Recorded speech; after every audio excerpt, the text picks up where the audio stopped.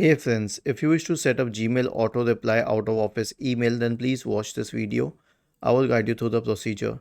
So here's the thing. Click on the setting symbol, this gear like symbol at the top, and then scroll down. Just click on see all settings. And now you can scroll down to the auto reply section.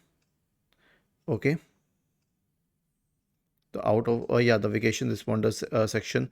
Now it is off by default. You can say vacation responder is will start at 4th of November and the last day will be, I have to check this, let's say 5th of November. Now the responder email will be I am out of office, and this one I am on vacation, or whatever you want to write.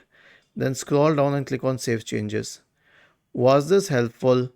If yes, then please subscribe to the channel. And if not, then let us know in the comment section of the video on how we could help you further. Thank you for watching this video and have a nice day.